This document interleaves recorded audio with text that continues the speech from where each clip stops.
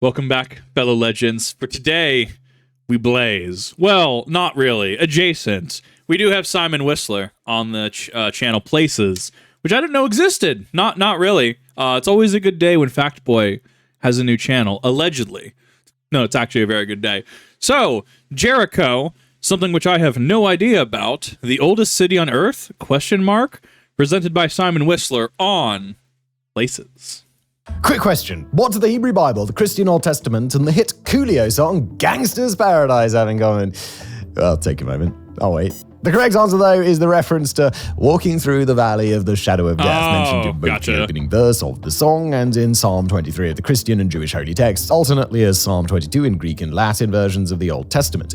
It is believed that the valley of the shadow of death refers to the Wadi Kelt, a rocky gorge in the West Bank, which lies about 4 kilometers west of the town of Jericho. Despite being a relatively small city of less than 30,000, Jericho can lay claim to one of the longest and richest histories of any city in the world, and is often held as among the oldest cities in the world. So let's explore. First of all, a little bit of clarification. There are lots of places which lay claim to the title of the oldest continuously inhabited place in the world. In many cases, there is solid evidence for this. Take the Burra Peninsula in northwestern Australia, also known natively as Murujaga. The peninsula features rock art determined to be at least 40,000 years old. If the oldest place on Earth is to be understood as a site where the oldest evidence of human habitation of some kind is to be found, then it would not be Jericho and could convincingly be Murujaga. And if the world's oldest place is to be understood instead as where the oldest man-made structures are to be found, then equally, that would not be Jericho. It could be Tel Karamel in modern-day Syria, where structures dating back about 12,000 years remain standing. Candidates for the oldest site in the world are also sometimes seen as Göbekli Tepe in modern-day Turkey and Murabet, an ancient settlement also located in northern Syria, both of which feature structures some 11,000 years old. But the continuous... I do like that because these are inherently different things, right? Oldest structures versus oldest inhabited, continuously habited, right? I love all of these different things because they're all correct in their own ways. I mean, the Pokemon equivalent is like, what's the first Pokemon, right? It's a trick question between, what is it, Rhydon, Bulbasaur, Arceus, and Mew.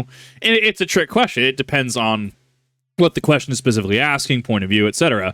I like going into things like this because you might come in looking for a singular answer. You may get even that answer, the answer that you came in for. But now you have answers for a bunch of other things, as well as nuance surrounding why something like Jericho here would be that answer. Learning fascinates me, just learning really cool things. Habitation of these locations are all in doubt. Not much is known about the early history of the native people of Murujaga, the Jabarara, and these sadly became extinct in the area following a series of settler massacres in the 19th century. Tel Karamel, Göbekli, and Murabet, all ruins having been free of permanent habitation for centuries and largely unknown, save for some nearby populations perhaps, until excavation in the 1900s. As a side note, this, in theory, means that the oldest site in existence may not even have been discovered yet, with all three of these latter sites having re-emerged only within the last 100 years, while being thousands of years old. It makes you wonder, because the way I understood it, and I could absolutely be incorrect here, wasn't it? It was the two places that humans kind of evolved out from wasn't it somewhere in Africa? But then subsequently somewhere in Asia? I know, very vague. I am definitely one of those, like, so someone's got a factor citation on that. Yeah, absolutely. It definitely needs correcting and clarification. So I almost wonder if older structures could be found in certain places in Africa. But once again, does that necessarily match the city criteria? Is there going to be anything left? So say, for instance, let's say the oldest human settlements, the oldest, actual settled cities, right? Just big commune of people. And it was used with materials that degrade, right? Say, like wood, animal hide, etc. Maybe the weather wasn't so kind over the centuries and millennia, right? I mean, the entire existence of it could entirely be unknown, and there could be no record of it.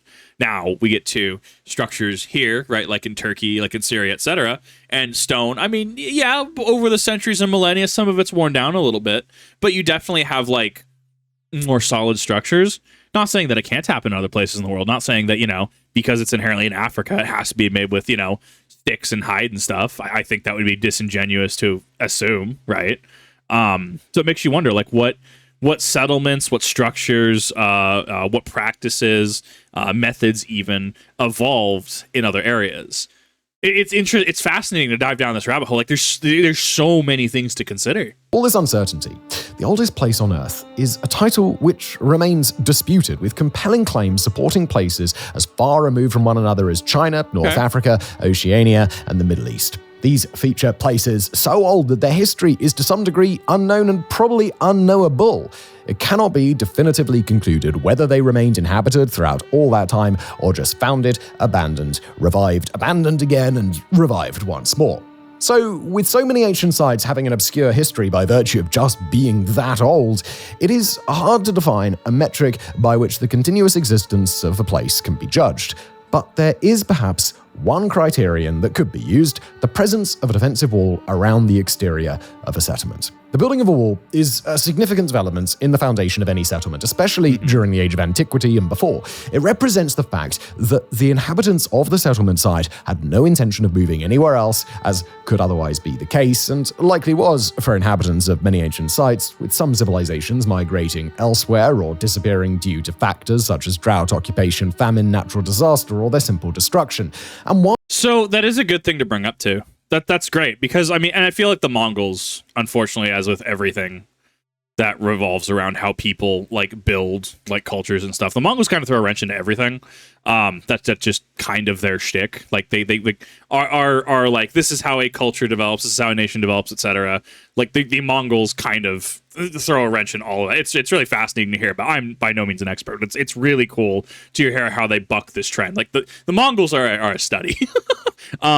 But yeah, no, because that's the any sort of wandering tribes, any sort of people that may, they go here one season, they come back next season, right? Like, I've never really thought about the significance of a wall when it comes down to building of cultures, building of societies, etc. Society was what I was looking for with the Mongols, because yeah, this is kind of a like, op puts on table, this is a permanent settlement now. Like, this is, at least for all intents and purposes, a fairly permanent thing, right? Now, I mean, you could put up like wooden walls, you can put up things of lighter materials, but once you start doing things like, Gratz removing, brick, removing blocks, removing stone, etc., right? Like, what you think, what is the intent of a wall? To keep people out and or to keep people in. It is generally a defensive structure, generally a deterrent, right? Deterrent from people trying to, say, invade. Like, yeah, no, that makes a lot of sense. I had never considered that from a how societies evolve standpoint. And I do wonder how the Mongols throw a wrench into that, and or how, if this is a hard and fast rule, or if this is a generally societies and cultures will evolve to a point where permanent settlements, they will develop a wall. Like, if that's kind of a like the progression, if it's mandatory or if it's optional. While the walled perimeter may not be a metric accepted by everyone, there have been a number of lists published identifying candidates for the status of the world's oldest place, and Jericho features on practically all of them. As mentioned by Time Out magazine, whenever the world's oldest cities are discussed, Jericho is never far from the conversation, having been continuously inhabited for over 11,000 years. Its walls date from roughly the Neolithic period, being constructed around 8,000 years BCE, although, like with some other places, there is evidence of human habitation in the area 1,000 years still before this. And unlike other ancient sites, many of them now uninhabited or with only minor populations, Jericho today is very far from abandoned. It's a thriving city of about 21,000 people, with most of its ancient sites intact and visitable. Jericho. It's kind of wild to think about, because the capital of the state that I'm in, Boise, Idaho, right? Capital of the state. What does it have, like 200,000 people? I somehow said like 200 million. Like, I don't know how I got like an actual factor up. So I apologize about that. No, it's got like 200, 300,000 people, something like that, I think. Like, it's odd to think about that, like a singular state has effectively just 10 to maybe even 15 times the population of modern day Jericho. It's kind of wild to think about. Features multiple times in Jewish and Christian holy texts. The city is mentioned about 64 times in the King James Bible, the modern English version of the Bible that's used by the Church of England since the 1600s. It is the third most often referenced city after the holy city of Jerusalem and the ancient but abandoned city of Babylon. Much reference to Jericho is made in the Old Testament, based primarily on the Hebrew Bible, in which it is often referred to as the City of Palms. The Old Testament names Jericho as the first city conquered by Israel after crossing the Jordan River and occupying the biblical Promised Land. In the book of Numbers, written about 2,600 years ago, Jericho is described as a powerful Canaanite fortress used as a reference point by Moses as the Jews wandered the wilderness of the Sinai. In the New Testament, based on the accounts of the disciples of Jesus, Jericho is again mentioned as the place of a miracle performed by Jesus when he restored sight to the blind beggar Bartimaeus. Jericho itself is not directly mentioned in the Quran, the holy book of the Islamic faith, but neither is Jerusalem, and instead both cities are seen to be indirectly referenced through specific sites located within or nearby both. Many local Muslims believe Nabi Musa, a shrine located about 11 kilometers south of modern-day Jericho, to be the tomb of Moses, something thought to have been revealed in a dream to the 12th century Muslim leader Saladin, although Islamic theology declares the actual site of Moses' tomb to be unknown. After having been occupied by... I think that's one of those things, like, I don't really have any sort of ability, nor really any desire to commentate on something like that. Like, it's not in my wheelhouse. It's not something that I have extensive knowledge over. I feel like I'd be incredibly disingenuous and even improper to really kind of give a take on something that I know next to nothing about. I know, a shocker over on places like twitch.tv nowadays. But, like, I mean, it's interesting. It's interesting to consider, and also just like how history progresses, and how certain people claim they get certain dreams, and certain things happen to certain people, and that sways people one way or the other. It's just interesting. It's interesting to think about. By both the Roman and Byzantine civilizations, the city came under Muslim conquest in the 7th century, during which time it became referred to with its contemporary name in Arabic, Ariha. In addition to many existing Jewish and Christian sites of note in the area, one of the most important sites belonging to early Islamic history is located close to Jericho. Hisham's Palace, built by the Umayyad civilization in the 8th century, is located about 3 kilometers north of Jericho city. Although destroyed in an earthquake only 20 years after being built, the sprawling mosaics of the palace were uncovered intact in the 1930s and are today in the process of being restored by way of a $12 million donation by Japan. Seismic activity would remain a potent risk for Jericho in the wider Levant, and deadly earthquakes would strike again throughout the centuries, wreaking havoc to both human habitation and the historic riches of the region. So this is about 8,000 years, right? This is about 8 millennia, right? Approximately 8 to 9. So the reason why seismic activity over the centuries, millennia, several millennia, right? Like, the reason that becomes an issue is in storing. It's the facility. It's not off the coast of Scotland. That it's seismically very stable. It's in a very stable spot geologically. So to be able to throw a bunch of nuclear waste that will not be able to be anywhere near safe or safe to approach, safe to handle, etc. for many, many, many thousands of years. These are considerations, right?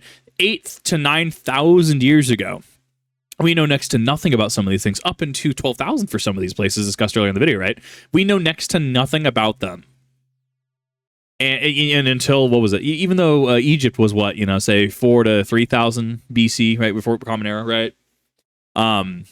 Even though we had to get the Rosetta Stone to be able to understand hieroglyphs, right? Like it was a whole process. So when we think about not just communicating with the people of tomorrow, but then we consider the people of 10 years from now, the people of 100 years from now, 1,000, tens of thousands of years from now, like the psychology that goes into that is rather fascinating to me, because then you start getting into like, well, how do we preserve knowledge? How do we preserve information? How do we get information across to someone, say, 50,000 years from now? That hey, you probably shouldn't go to this place, and even not 50, 8,000 years from now, right? So as far forward as this effectively was kind of back, I guess, so let's say like 10,000 years in the future, approximately, right? Like, how do you tell somebody, danger, do not enter this? And for all intents and purposes, if there's a leak, crack, they get into it. I mean, that's when you start developing, well, this place is haunted. There's nothing good that ever comes from it. People go in and then, they spend an amount of time in there. They come back and they're sick, and then they ostracize them for society. Like, man, how society develops is just so fascinating. I can rant on this all day. During a brief conquest by the Crusaders in the 12th century, the city returned to Arab rule before becoming part of the Ottoman Empire in 1517. Although the city had become almost uniformly Muslim by now, the reign of Suleiman the Magnificent saw the return of Jewish communities to what would later be known as Palestine, a trend which would only increase at the end of the Ottoman era and with the establishment of mandatory Palestine. Ottoman control over Palestine lasted until 1917, when it was dispossessed during the First World War. It soon came under the control of Britain under the terms of a 1920 proposal by the League of Nations known as the British Mandate for Palestine.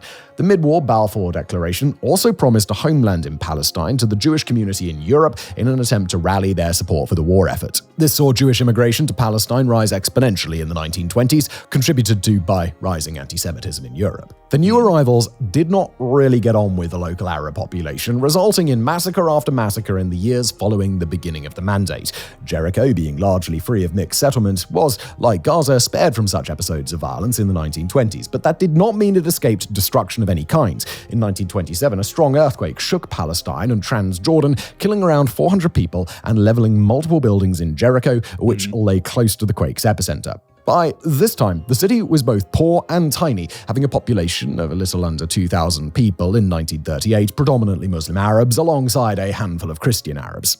Following the end of the Palestinian Mandate and the resulting Arab-Israeli war, Jericho fell into the hands of the state of Jordan, who claimed rulership of an area which became known as the West Bank. Jericho grew in size, having absorbed many Palestinian refugees fleeing from what was now the modern state of Israel, reaching around 10,000 inhabitants in 1960. The Jordanian administration continued until 1967, when the Six-Day War saw Israel sweep into the West Bank, the Gaza Strip, and the Golan. Why does Homeboy front and center look like he's some kind of Call of Duty antagonist? I don't. He looks like he's got like the Guy Fawkes mask, but like as a face. I feel like you just take this guy, right? You put him on the cover like the Modern Warfare 2 guy, right? I kind of like this. I kind of like where we're going with this. Heights. Jericho is now under Israeli control. A rapidly conducted Israeli census the same year determined Jericho's population to have fallen to 7,000 people, as many of the displaced Palestinians from the 1948 war fled once more to other parts of the West Bank, to Jordan or to Syria. Jericho and the West Bank remained under Israel's direct control until 1994, when it fell under the administration of the newly established Palestinian Authority with the signing of the Oslo Accords. The first Oslo Accord was followed by the so-called Gaza-Jericho Agreement, under the terms of which Israel promised to partly withdraw from the Jericho region and the Gaza Strip. Resultantly, Jericho became the first Palestinian city transferred to the control of the PA. However, Israel spent the intervening years between 1967 and the signing of the Oslo Accords building a wide variety of settlements and outposts, which now dotted the West Bank landscape and which would remain under the direct control of Tel Aviv. Jericho, being relatively isolated in the southeast of the West Bank alongside the River Jordan, found itself surrounded by settlements outside its control, hampering the movement of its inhabitants. In 2020, the UN voted to make Jericho a UNESCO World Heritage Site, owing to its vast history and many historical treasures. However, the decision was contentious, being seen by Israel as a provocation. Israel cut ties with UNESCO only the previous year, resulting in both that the vote came at a very contentious moment and that the city had very little chance of benefiting from its new status. In 2024, the ancient city of Jericho remains a part of the West Bank and is controlled by the Palestinian Authority. And while the city has remained relatively at peace, at least when compared with the cyclical violence of other cities in the West Bank, and especially the Gaza Strip, that does not mean that all is rosy. Jericho itself is almost uniformly Arab Muslim, and its population has risen to above 20,000. It is capital of the Jericho Governorate, one of the West Bank's administrative divisions, with a population of around 50,000 people, of whom around 14,000 live in refugee camps. But today, Jericho is surrounded on three sides by Israeli settlements: Naomi, around 6 kilometers to its north, Almog, 6 kilometers to the south, and Jericho, which is practically touching the Aqaba Jabbar, a refugee camp southeast of Jericho, with both of them located adjacent to the Wadi Kelt, or the biblical Valley of the Shadow of Death. Further south and north are several more Israeli settlements, and practically the entirety of the 30-kilometer route between Jericho and Jerusalem runs through yet more Israeli settlements still, including the 40,000 inhabitant Ma'ale Adumim, before reaching Palestinian-majority East Jerusalem. To Jericho's east lies the River Jordan, separating the West Bank from the state of Jordan by both a natural boundary and by one of the most stringent borders in the world, prone to occasional cross-border skirmishes and regular closures by Israel. And the ancient city of Palms, despite being largely an oasis of peace for most of the turbulence of the last few decades, at least when compared with flashpoint sites in the West Bank, such as Jenin and Nablus, has seen an increase in violence in recent years. The Aqaba Jabbar refugee camp, in particular, has been the site of repeated instances of alleged militant activity and Israeli Defense Force incursions, and Jericho as a whole has seen recent instances of intercommunal fighting, detentions, home demolishments, and killings. And perhaps an equally potent problem is posed to Jericho on an economic front. The city and surrounding area struggles with a weak economy, water scarcity, and overconsumption, which, together with land loss due to settlement construction, have all contributed to a sharp decline in traditional agriculture, the city's lifeblood for millennia. I mean, I don't feel really qualified to speak on anything. Like, as I said, my usual cutoff is about 2001 for any sort of commentary. Like, after that, we start getting from history into current events. So I feel a little less confident talking about modern events, right? I mean, obviously talking about things like, habitual line crosser reactions and stuff like that. That's done in a specific way, right? But for me to say this is what this is for modern events, I feel is very disingenuous to be able to put that forth. In regards to, I think that's not just a Jericho issue. I think that is an issue societies across time have faced again and again. So what I'm specifically talking about is losing production, like the means of production, such as growing food, farms, slaughterhouses, etc. Losing those to businesses, structures, etc. So you have, say, less farms, but you still have to produce the same amount of food. And that can come with its own growing pains. It's really fascinating because across time, it kind of feels like farming is effectively the peasant, quote unquote, thing to do. But I also have to come up with okay, but how do you get your bread? Like, how do you get your insert farm product here? Eating a nice T-bone steak had to come from somewhere, right? It's just, it's so interesting because I can look at this not from a current event standpoint, but from a issues societies have faced across time, and losing certain land due to building, construction, etc., is causing inherent issues. You still have to feed, say, 20,000 people, right? But if you have, say, 4 farms instead of 6 farms, I mean, this is a very dumbed down number, obviously. You will just run into issues, right? I think that's a fairly reasonable, logical conclusion to draw from that. I don't know how society fixes that, though. I would say treat farmers and people who produce a lot better. I do think that they are viewed as, unfortunately, undesirable, to which, once again, I don't know why. I had the fortune of living in Idaho, where part of my high school education curriculum, it was an elective, it was plants and soil sciences. Went to a dairy farm. Dairy farms reek.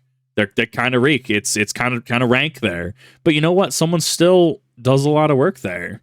And sure, there are certain things like corn that get subsidized, and you start getting the subsidies, you start getting into quotas, you start getting into Monsanto Simplot, allegedly certain companies using briefcases, handcuffed to them when they're transporting certain products, right? I mean, that's all allegations, allegedly, but no, that very specifically comes down to crops that aren't renewable. So you plant the seed and then plant grows and then you harvest plant, but you have to buy more seeds. That singular plant will not reproduce into more plants, into more seeds. Just fascinating stuff all around. According to a paper published by the International Journal of Urban Policy and Planning, the lack of water, in particular, has been a particularly biting problem, contributed to by the redirection of some surrounding water sources away from Jericho's agricultural works to the new surrounding settlements. The problem is likely to only get worse as climate change causes droughts in the area to become more severe, and the paper also pointed out that the terms of the Oslo Accord allowed residents of PA-controlled areas to construct water wells only 150 meters deep, but those in Israel-controlled settlements had no such restrictions and could therefore access deeper reservoirs underground. With its agricultural prospects floundering, Jericho is reliant on tourism and international donations to remain afloat, both of which can be irregular and impacted by explosions of violence in other parts of Palestine and Israel. This makes city planning exceedingly difficult to budget. Jericho is also indirectly dependent on import duties, which the PA as a whole relies on, but these are subject to withdrawal in times of strife, choking its economy further. Given Jericho's high rate of historic and religious tourism, it has a lower rate of unemployment than the West Bank as a whole, but this remains nonetheless high at around 15% in 2020 against a State of Palestine figure of almost 26% that same year. So, it may be that the land of the Valley of the Shadow of Death, the ancient site of many biblical miracles, may, without consistent investment and greater stability, dry out in the sun and flounder under the weight of the tragic developments taking place nearby. Despite its many cultural riches, Jericho could become a place devoid of prospects and in need of a modern-day miracle of some kind once more. What a banger outro. I mean, in a vacuum, everything he say makes sense. Obviously, there's definitely context. There's definitely a bunch that I'm missing. 100%. Like, I mean, there's definitely context that I could have that would make me be a more well-read individual, someone who is able to look at things and be like, speak as an authority on the subject. I am no such authority. I'm a dingus on the internet. And even then, like I've said a number of reactions and other things. I mean, my comfort zone stops about 2001. We can talk about history once we start talking about, modern events, current events. That starts to get a little sticky on the internet. Let's put it that way. That's just a personal thing, obviously. You don't have to agree with me, and that's perfectly fine. That being said, I want to point out that I don't understand why Simon Whistler doesn't get more reactions. Like he adds enough. I mean, you could argue maybe like it goes too fast, but it's not made to react to, I don't think, right? Like, there's a lot of information. You have to pick and choose your points to break at so you can have conversation, you can add context and stuff. I thought this was incredibly informative. I know of his channel, Geographics, Biographics, Mega Projects, Side Projects, Decoding the Unknown, which I actually need to still actually watch. Warfronts, number of channels that he has, Into the Shadows. But it's always interesting to see a new channel that Simon Whistler has. Something I myself try to do, although I'm one person. He has an amazing team, and that's also why I wait. I will wait 4 days, and these are all under the understanding that he and his team are okay with reactions. Obviously, if I'm not transformative enough, if they're not okay with reactions, they're more than happy to just say, "Hey, Kip, take this down," and more than happy. But yeah, Simon Whistler exists. His teams do amazing work, especially on that business Blaze. It's so good. But a big thank you to Simon Whistler for putting on such a really cool, informative piece. Definitely touching on a lot of heavy topics, but done so in a way that I think it's I think it's done well. I think it's done in a, here are the facts, and come to your own conclusion, or here is what we have researched, come to your own conclusion, which I think just needs to happen a lot more. So thank you. Places as well as this original video down in the description down below. Let me know if you like this. Let me know if you like this format. Let me know if you found Simon Whistler on his channels because of this video. And thank you all for watching. It's been a pleasure.